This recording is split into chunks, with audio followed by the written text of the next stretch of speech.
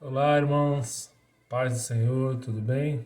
Graça e paz para todos vocês que estão nos assistindo. A gente vamos iniciar mais uma célula aí, né? Do mês de maio. É a primeira semana. A gente vai ter um assunto. O tema desse mês é um tema muito bom. Fala sobre família, né? E aí a gente vai explanar esse assunto. A gente vai iniciar aqui o quebra-gelo. Conte uma história que se passou em sua família e que os uniu ainda mais. Bom, já fica aí com essa palavra do quebra-gelo, tá bom? Fica pensando aí, como o irmão falou, todo o nosso tema de maio vai ser focado na família e todas as questões que a envolvem, amém? Então a gente vai estar orando. Pai, muito obrigada, Senhor, por esse dia. Senhor, muito obrigada pelas tuas misericórdias que se renovam a cada manhã e hoje não foi diferente, Senhor.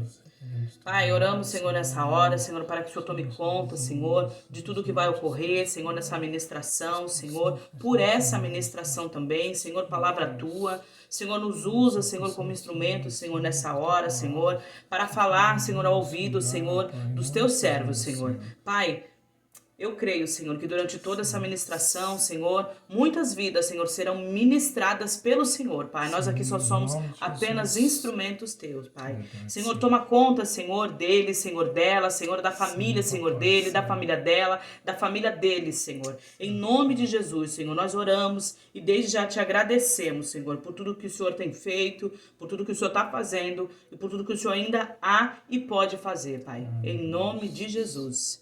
Amém.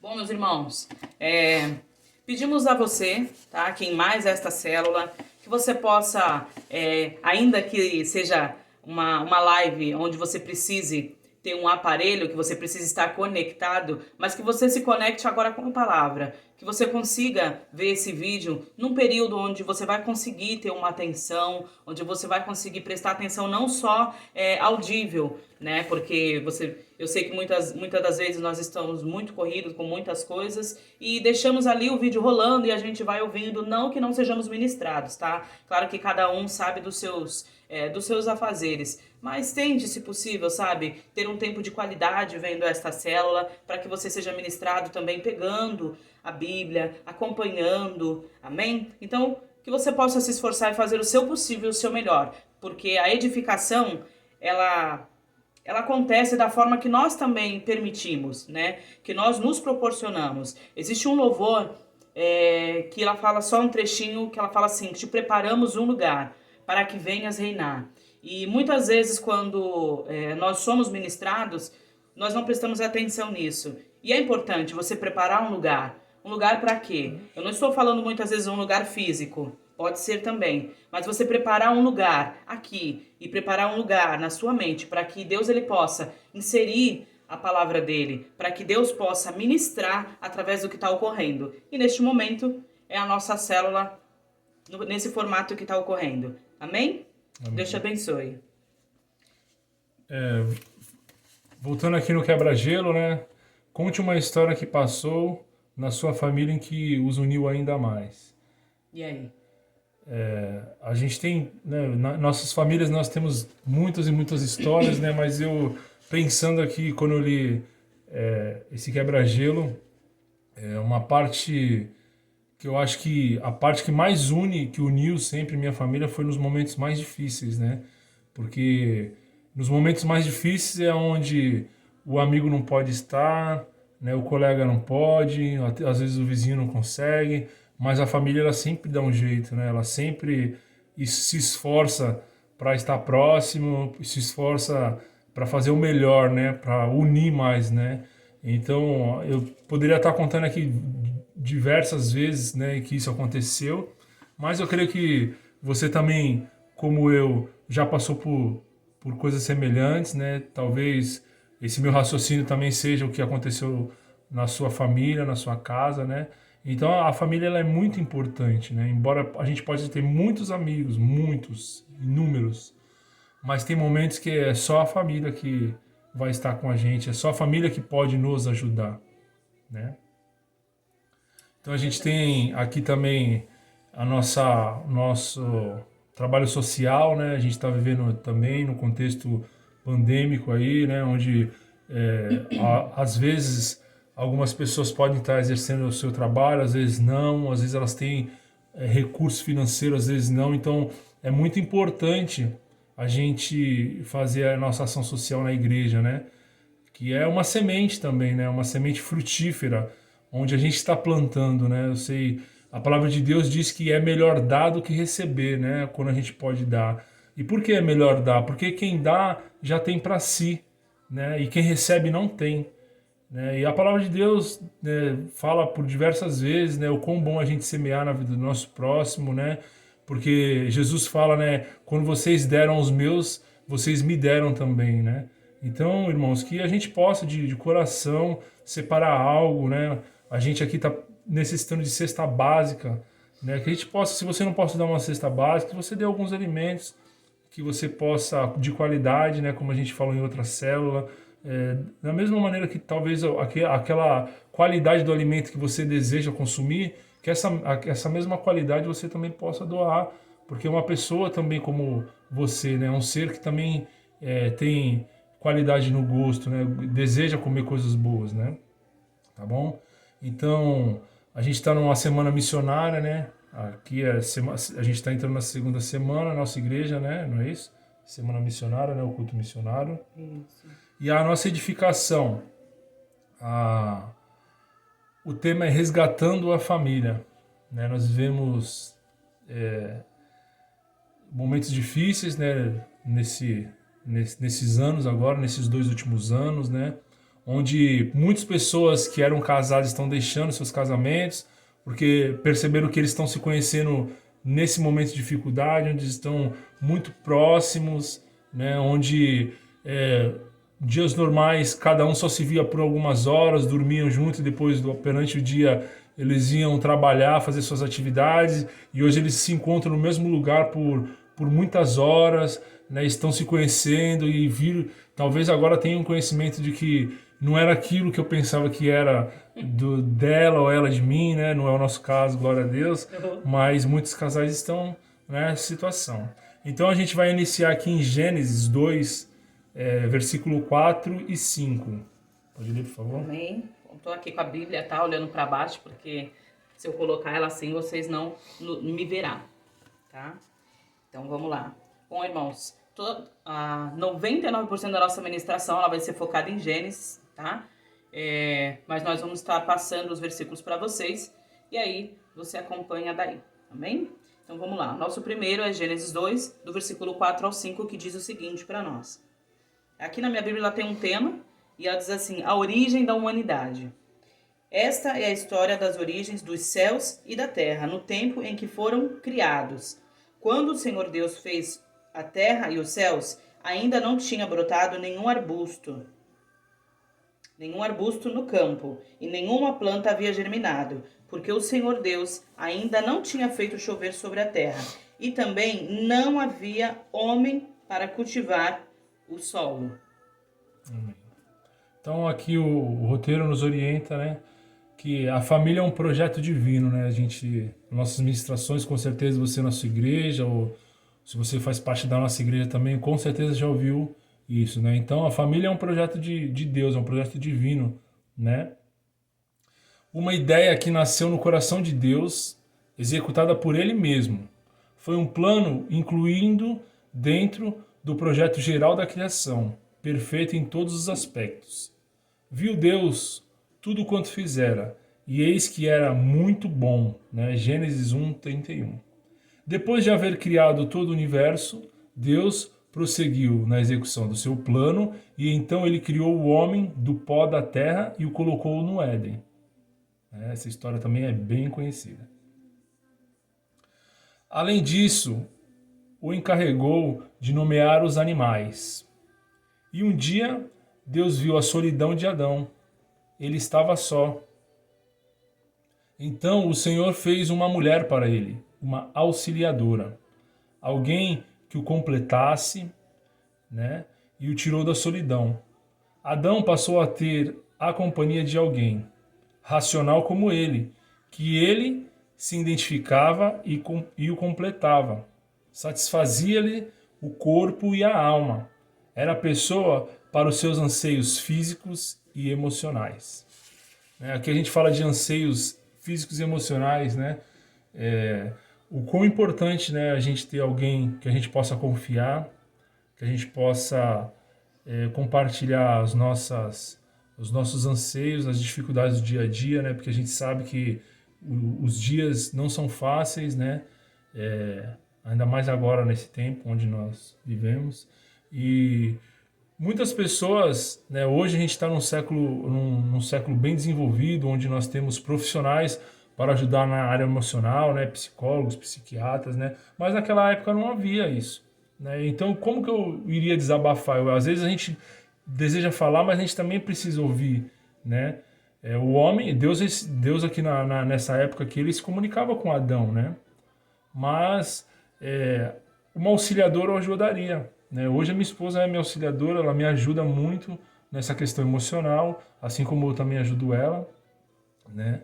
E nos aspectos físicos, né? Nós dividimos o trabalho, né?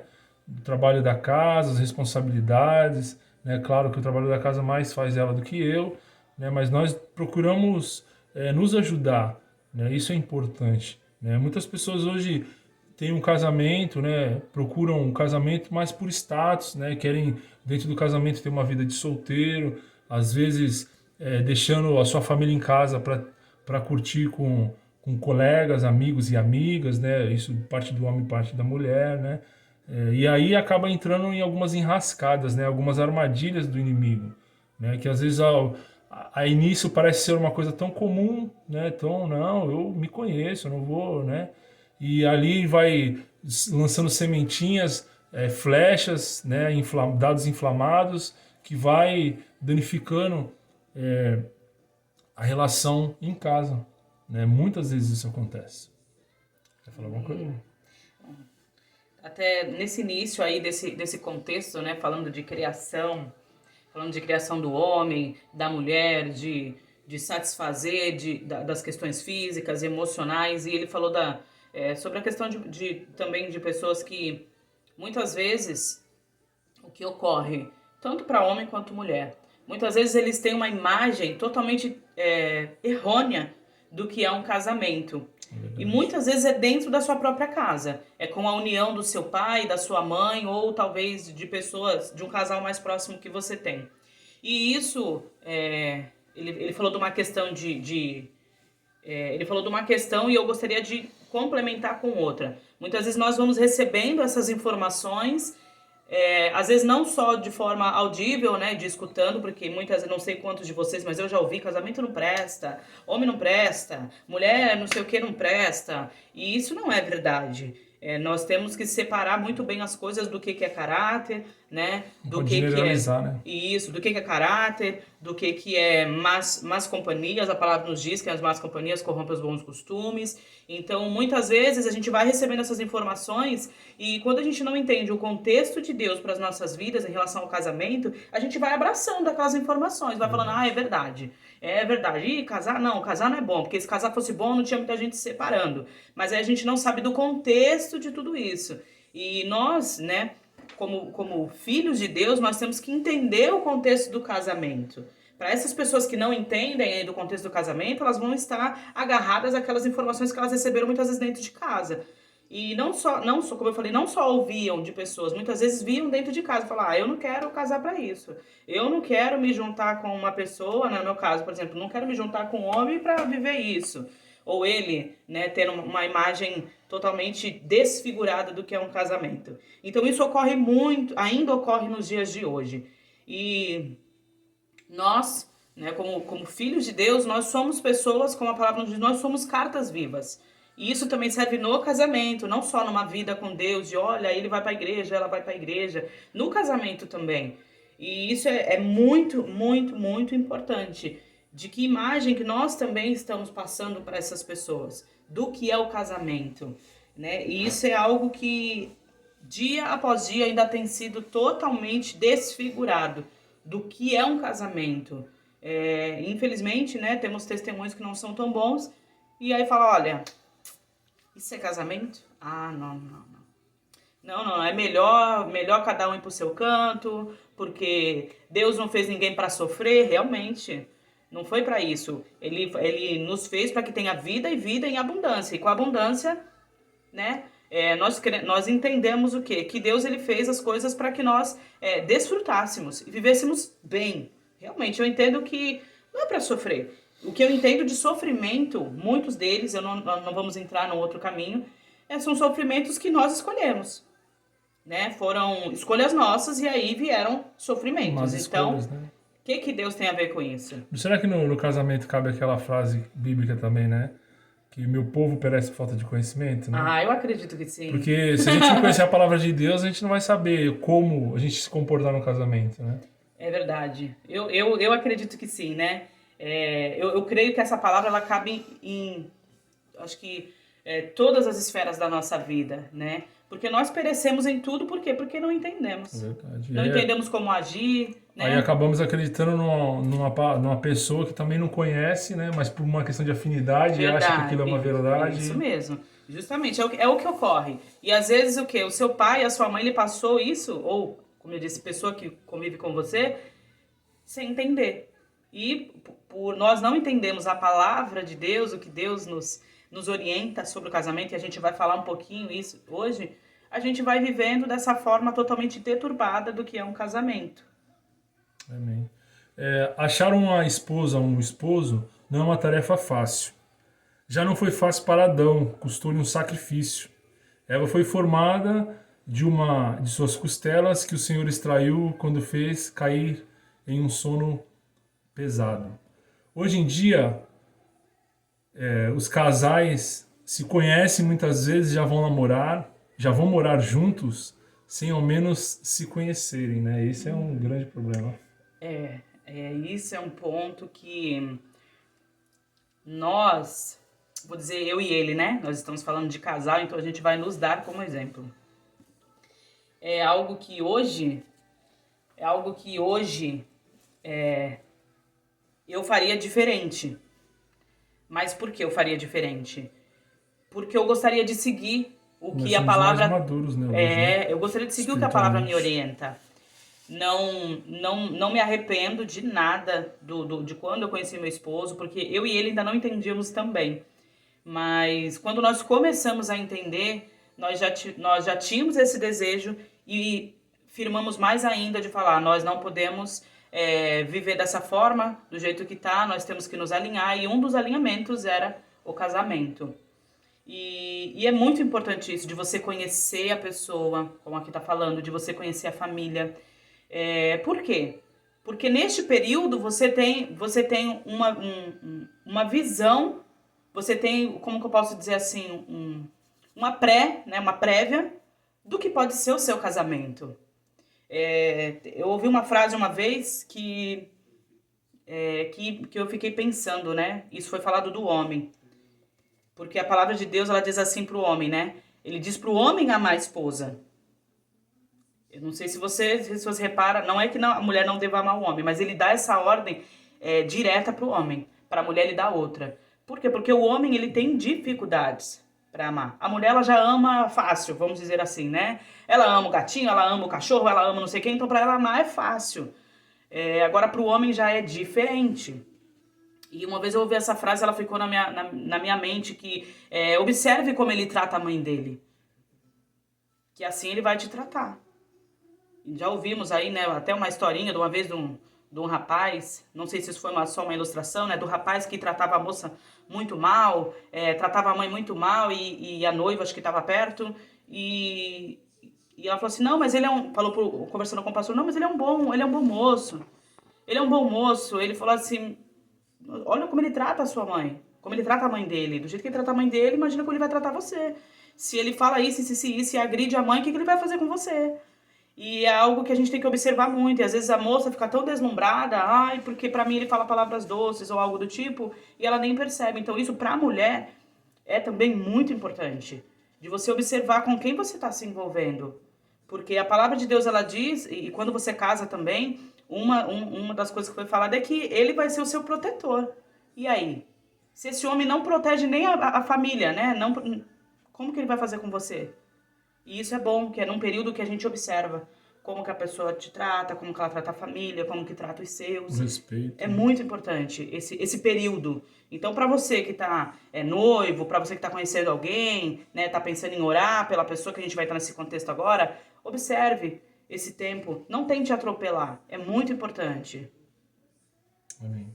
Precisamos, também é preciso ter um tempo de namoro sem intimidade, de modo que possa sair juntos, conversar bastante a fim de se conhecer. É isso que ela falou. Você deve prestar muita atenção nisso, isso é muito importante, né?